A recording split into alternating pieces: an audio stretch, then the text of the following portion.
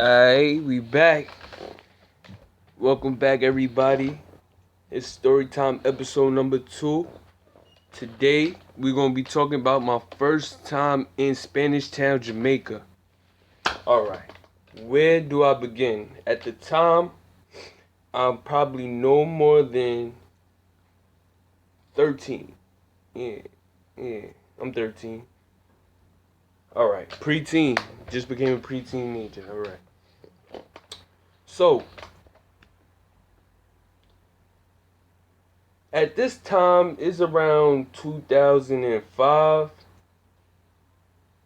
Yeah, around 2005. I'm still in middle school, 8th grade. I ain't graduate yet, and I got some bad news.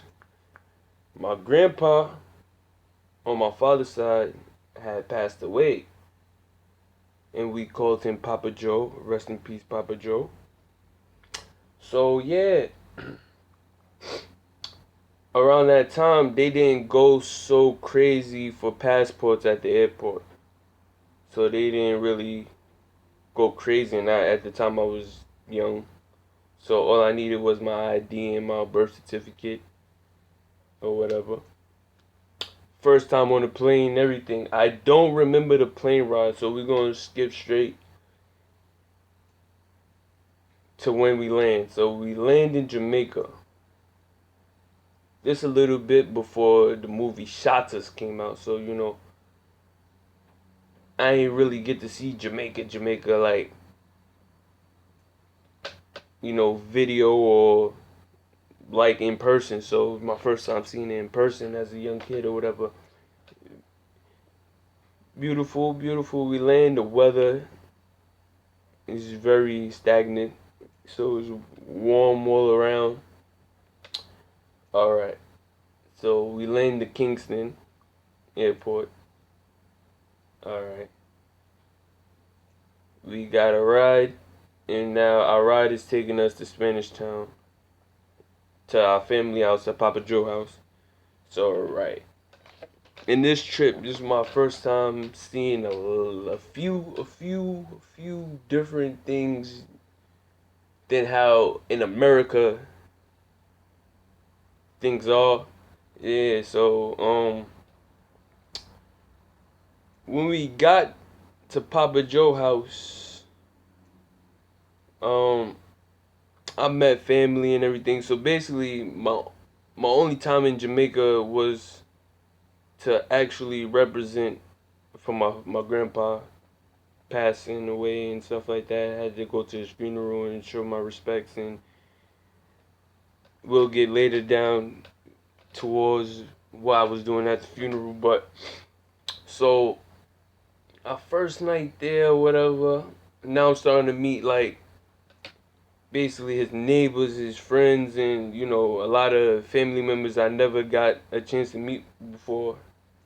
Uh, it was cool. It was cool. I think the first night or something we couldn't stay at the house, so we end up going to one of our cousin houses down the block. Now I don't know who room this was. This was my first time seeing like a sex. I won't say a sex toy. It wasn't a sex toy, but it was like a little man statue, and then a female statue. She was bent over, and the man, and the explicit. It actually moved together. First time ever seeing that. You feel me? And I'm like, oh, what the hell? There's some freaky stuff down here in Jamaica, or whatever, whatever. All right. All right. Me and my little cousin had like a laugh about that or whatever, but like other than that, we wasn't bringing it up to no adults and nothing like that. So we just kept it to ourselves. We were just first time seeing something like that. So now we on our way back to Papa Joe house. I think we staying the night over his house there. That night that we, the night that the day that we, the next day that we spent the night from my cousin house, we went back to Papa Joe house to stay the night over there. Um, so this time around, like It's different. It's different. It's different. You have like dogs is all loose dogs, and they look different. They don't look like regular dogs, like how even the stray dogs in America look. They look more. I don't know. I can't say islandy, but like more spotted and things of that nature, like real street dog. So we rented a couple of dogs as far as outside the gate or whatever, and we asked about them, so making sure that the dogs don't chase us down or whatever. We don't know nothing about these dogs over there or whatever, but the dogs was cool. The dogs is cool. Dogs are like cats. They just wander around yard to yard and things like that. So I seen probably like two more things that I cannot forget about ever. All right. So one night, all right, now we spending the next night at Papa Joe house. So me and my cousin was talking, whatever. We found the board game, so we like, all right, in the morning time when it's light out, we're gonna find out how to play this board game, and cause we kids, we're gonna try to make the best out of our time there and everything. While everybody else is, more so mingling with the adults and they mingle with each other. So this night, like as we found the game board, and was like, we're gonna play with it, whatever, whatever. Something just flew, like, phew. And then I'm looking, I'm asking him like, yo, you seen that? You seen that? And he like, yeah, I seen something, but I don't see it right now. I don't see it right now. And we looking at the ceiling and everything. Flew over our head again. Then I actually caught like wind, so I followed where the wind went, and I looked up. Is a bat hanging upside down. A bat.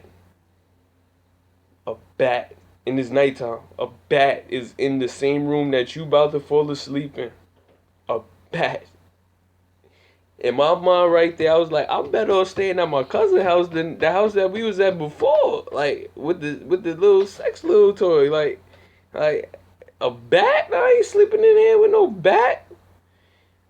I don't know. I think we probably was like going crazy. Like like nah, I ain't messing with no bat. Like the first time seeing a bat, like it's crazy. Like I don't, you don't know how to maneuver with a bat. You don't know what a bat can do, and most likely like the bat know what it's doing in the dark. It can maneuver in the dark. And it's dark, mind you. It's dark. Everybody's asleep. You don't really want to wake nobody up too much. I think we told somebody, but yeah, like a bat. I ran into a bat. We seen a bat, a real live bat, first time ever. I think after that I seen a bat in Florida, but like when I left the country from the first time, that's when I first seen a bat. When I seen the bat in Florida was a lot more years later, almost a decade, yeah, a decade later.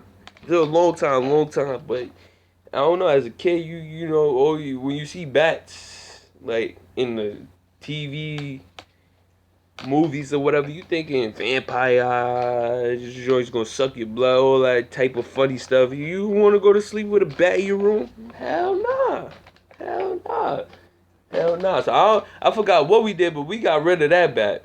We got rid of that bat quick. I don't know. I think somebody came through with the broom.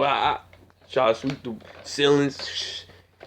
But yeah, heck yeah. First time ever seeing a bat. Also, actually, there was three things. I'm breaking down to the second one right now. When we went to go um I guess for my grandpa's funeral or burial or something. I think it was the burial.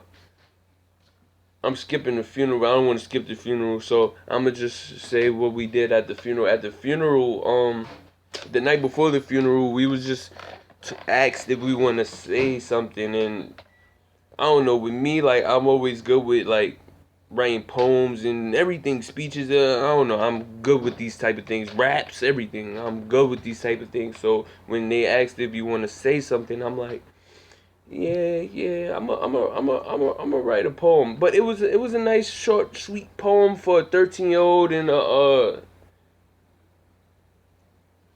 what about like 3 years younger, me, a 13-year-old and a 9-year-old to split up.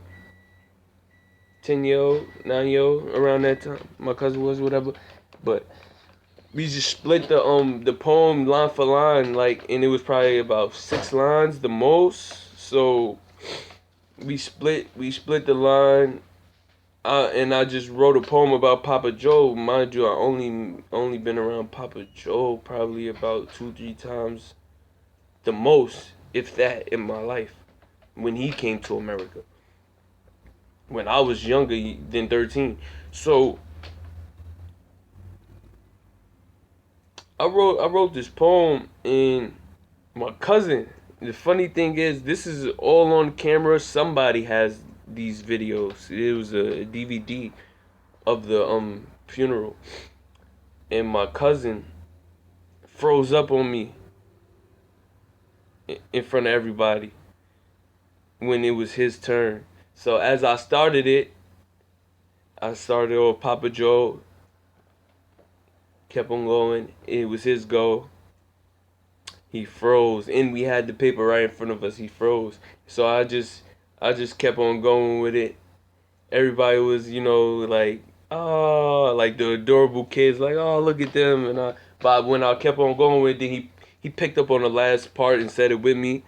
Um, I guess that was the easiest part. I did we even have the paper in front of? I'm not too sure we had the paper in front of us, or it was by like we were supposed to. We made ourselves remember it by heart. But I think he either just really froze or forgot the lines, and then picked up the last line with me. So that was a big thing too. That was a big thing. That was a big thing at the funeral. Us stepping up, doing a poem for him, like we really represented for Papa Joe. Really represented. And as a kid, a lot of people really find that adorable. And we said, in the way I put the poem was is touching. So I just know I got like a real gift with words if I really put my mind to it. But yeah. So now on to the no that night. I just want to throw this in there. We partied in there. You would have never thought Michael Jackson would be played so much on a porch in Jamaica. Spanish Town, Jamaica. You would never think we was partying all night. The whole Michael Jackson CD back then. That's mind you, around the time era, 2005. Michael Jackson was. That's how you know. That's when I knew. That's when I knew the man was really universal and like he was really that great. Like in 2005, in Jamaica, everybody knows his music. Everybody was singing along, partying, dancing, having a good time with one Michael Jackson CD. I forgot what CD that was, but one Michael Jackson CD. We in Jamaica, Spanish Town, the heart of the ghetto. You feel me? The day of the burial, we went to it was either, I think it was before we went. I seen something that you don't normally see in America. People ain't that dumb enough sometimes, or it ain't like back in the day or how rules used to be or whatever. I'm from New York, so what I'm about to get into, the laws is real different from the rest for some of the rest of the for some of the other states. in this country. The laws that I'm about to get into, like, it is real. Like, what I'm about to get into and describe what I seen down there in Jamaica is real different than something you see regularly on your New York block. Like, unless you feel me. But I'm talking about from a young perspective. So this is my first time actually. We down there. And my just the next day is broad daylight, morning time or whatever. My first time, I just went to go on a porch. We went to go play the board game that we found, me and my cousin or whatever. And this is my first time. I just seen some dude hopping out his car with the hammer. Silver knob. I don't know. I'm just saying it was just my first, and he just had mad calm, mad cool, collecting. Didn't even care who's out watching. He didn't look our way at all. He didn't give a fuck. Excuse my language. He didn't care. He didn't care at all. He didn't care at all. Like, he didn't look at us. He didn't look. He just maybe he looked down the road to see if anybody coming up the road, but other than that, he went straight into his crib. Like, it was nothing. Like, I'm just saying, that was my first time. I'm 13. I ain't see nobody move like that. Like, just, yeah, like. And then later on that day, we went for the burial for my grandpa, and we came across something called red dirt. Like, red dirt. Like, this, once again, in America, is something that I never seen before until I went outside the country. The dirt was red. I don't know how to explain it. It wasn't like bright red, but it was like a solid dark red, but it was red and it was stained. Like, I had these black shoes. Like, I look at the bottom of the shoe, it stained it red, like that right there. I'm like, oh wow. Like, I'm just saying, like,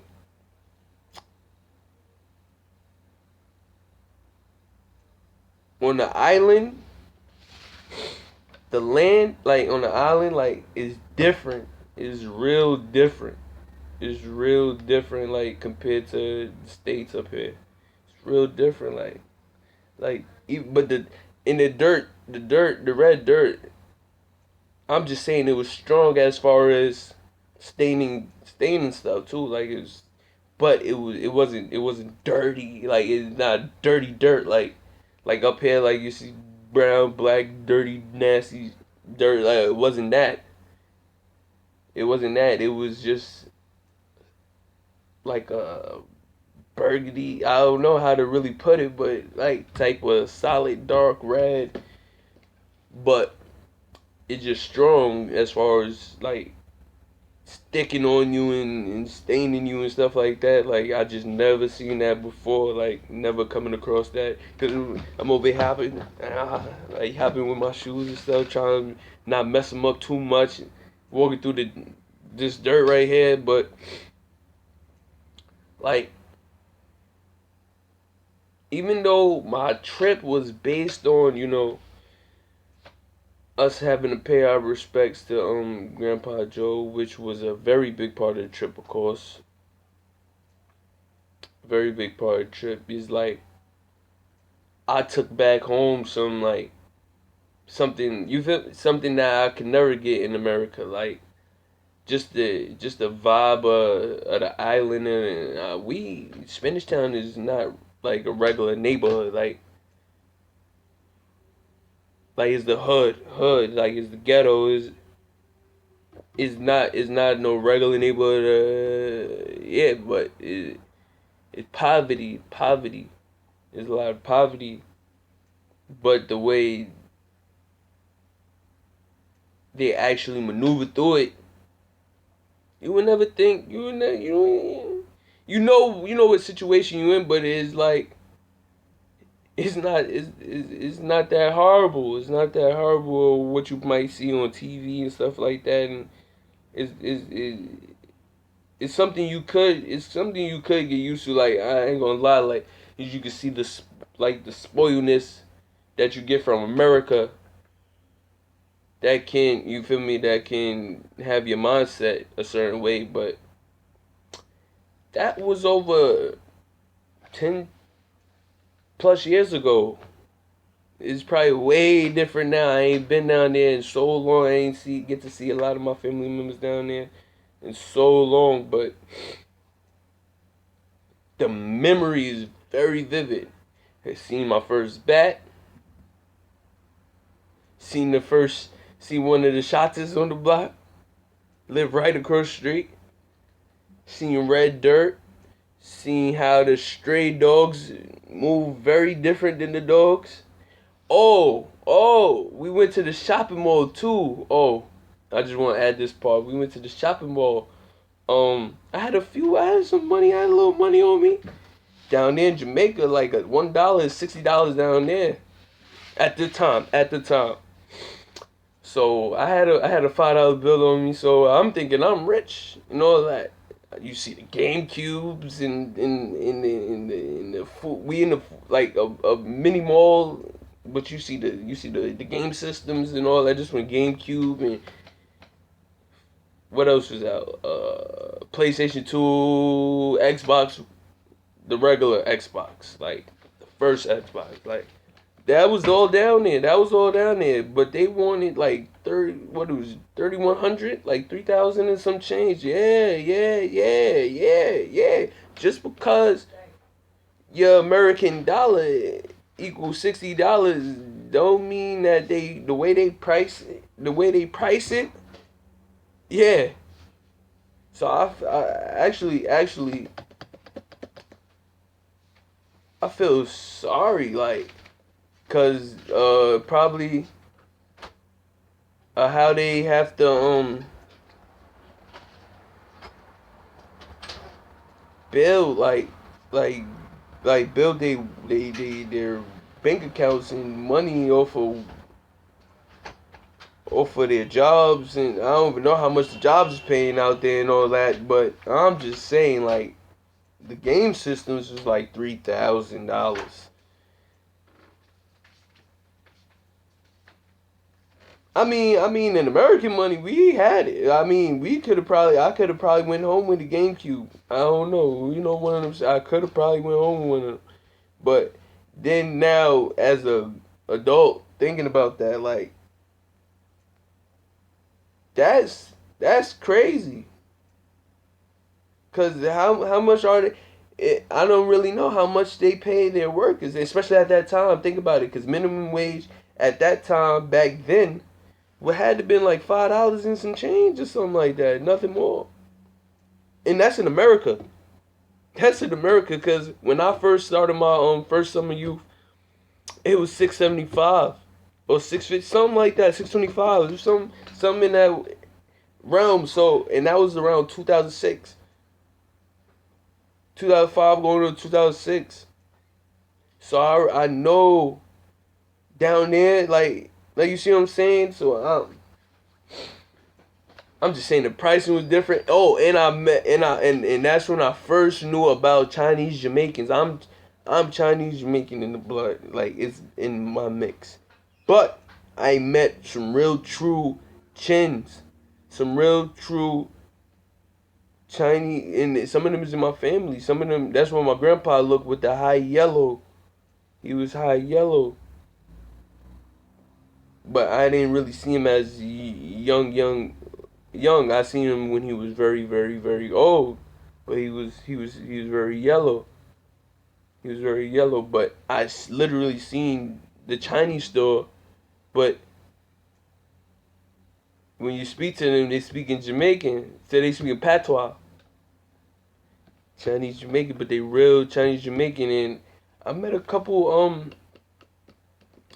Chinese Jamaican I met a couple that was Chinese Jamaican descent, and I let them know. I was like, I have that in my blood too. I'm Chinese Jamaican too, and it even went so far back they almost, I think, knew my grandpa. These people, and this is in America a decade later.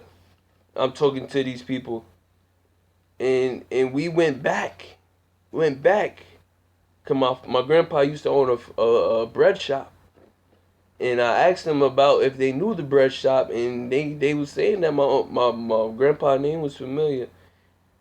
So that made me feel good, and also another thing, it showed that the world is very, very, very, very, very, very small. So with that being said, thank y'all for tuning in to my second story time. First time in Spanish Town, Jamaica.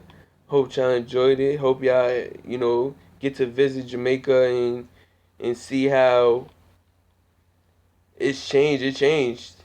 I need to go to Montego Bay. Alright, later, y'all.